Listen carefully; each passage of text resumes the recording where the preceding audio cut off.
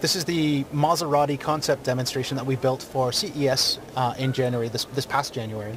Effectively what this is our vision of the integrated cockpit moving forward, not necessarily the future car, but what we see as what's coming in the next couple of years as far as the driving experience is concerned. Let's start with an overview of what actually is in the system. At first we have 6 screens in the car, 2 on the sides for the side view mirrors, the rear view, where the traditionally rear view mirror would be, the digital instrument cluster, infotainment, and one that'll be hard to get on camera, but there's also a rear seat control screen back here as well. Okay.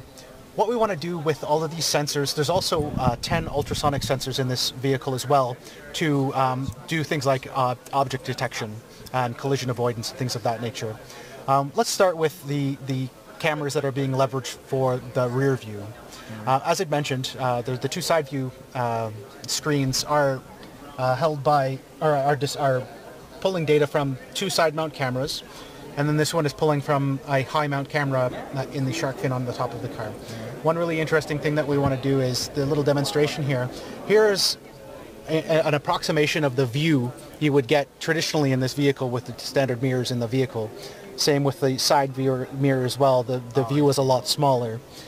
Simply by leveraging some optics, we can really increase the field of vision to really see what's going on in the back of the vehicle. Now, one other really cool thing is there's another camera. When we put the car into reverse, I'm not going to put the car into reverse because that would be bad, but let's simulate putting the car into reverse. I also have a low mount, a bumper mount camera that allows you to, again, see even more of what's happening behind the vehicle.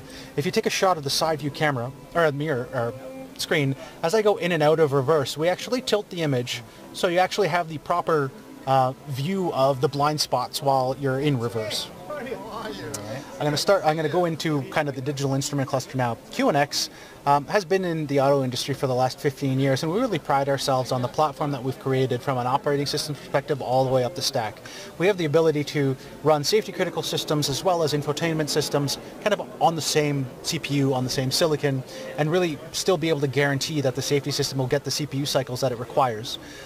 This particular instrument cluster, we've designed it to either work in conjunction with an infotainment system or be completely standalone. So we can have everything from having the navigation right inside the instrument cluster to driver information to media, basically allowing the driver to have access to the information they want in a context that makes sense. In this situation, we have a media view, but at the same time, we also have the safety critical elements still in the instrument cluster, like the speedo, like the tach, what gear I'm in, that type of stuff.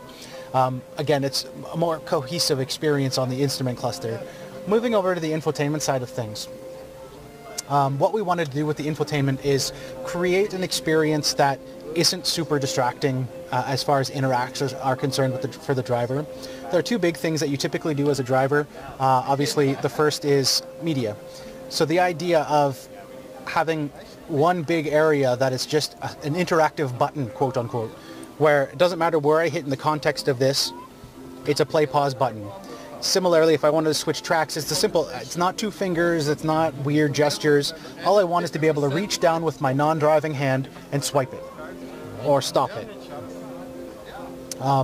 And that view is that media context exists no matter what I'm doing elsewise in the vehicle.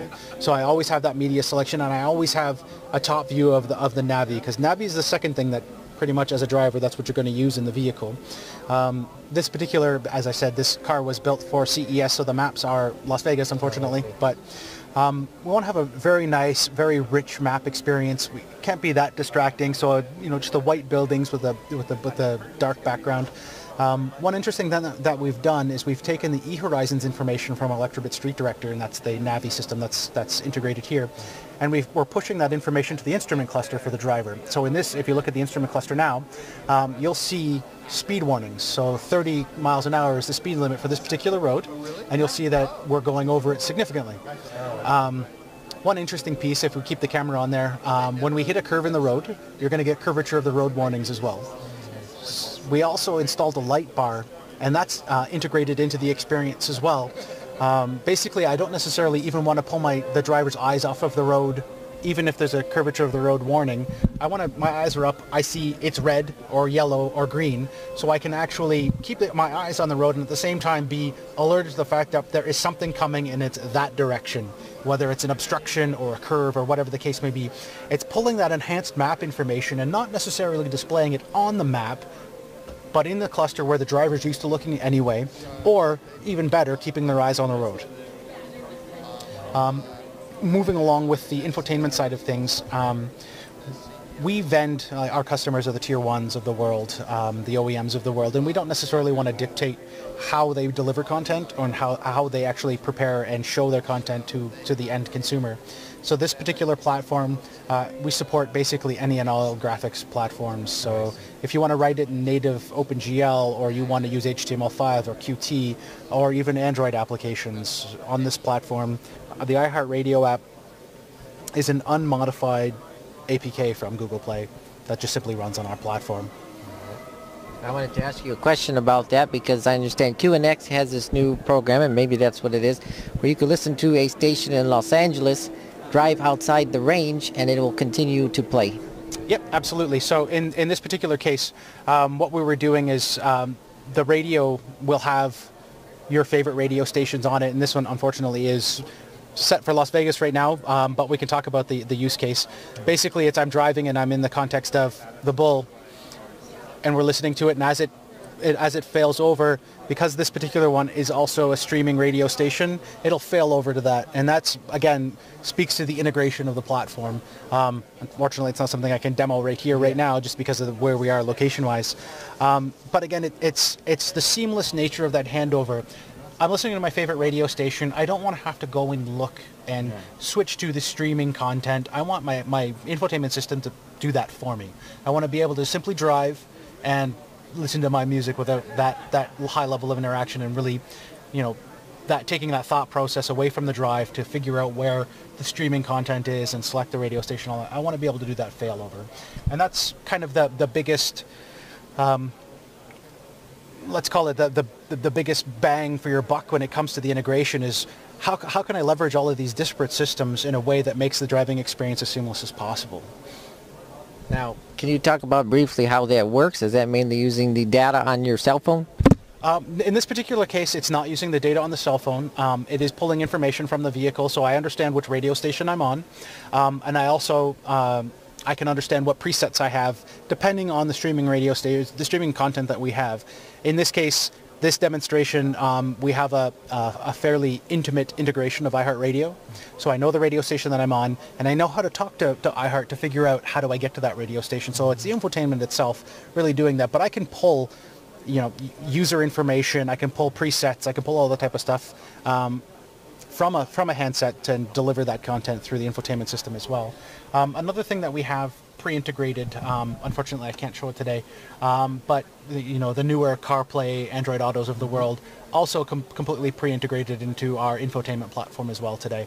That's the whole point of this platform. We call it our Connected Automotive Reference Platform, or our platform for infotainment, is to really do the integration of all of the tech that exists today to make up a full infotainment system, like Navi, like voice, media, brought-in devices, things like that, to allow the OEMs and the tier ones to innovate on top of that.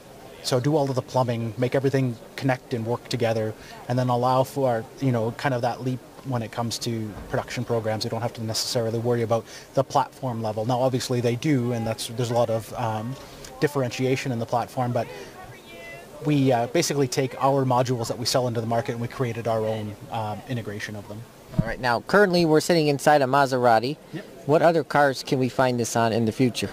From a platform perspective, we've shipped in about 60 million vehicles since 2000. So a lot of the domestic brands and a lot of the brands that are fairly popular in the market, odds are you've driven something with QNX technology in it today. All right. How soon can we see this technology in the new cars? You're seeing a lot of this stuff today, maybe not as integrated as this, but again, it's building on the modules that exist in market today. You're going to start seeing digital instrument clusters become more and more prevalent in a lot of makes and models, and it's not necessarily just going to be high-end vehicles. There's going to be a number of OEs that are, pushing out digital components for instrument clusters as well as infotainment system through the entire range. But look for this type of information and integration in the next year, 2 years. You're going to see levels of this coming.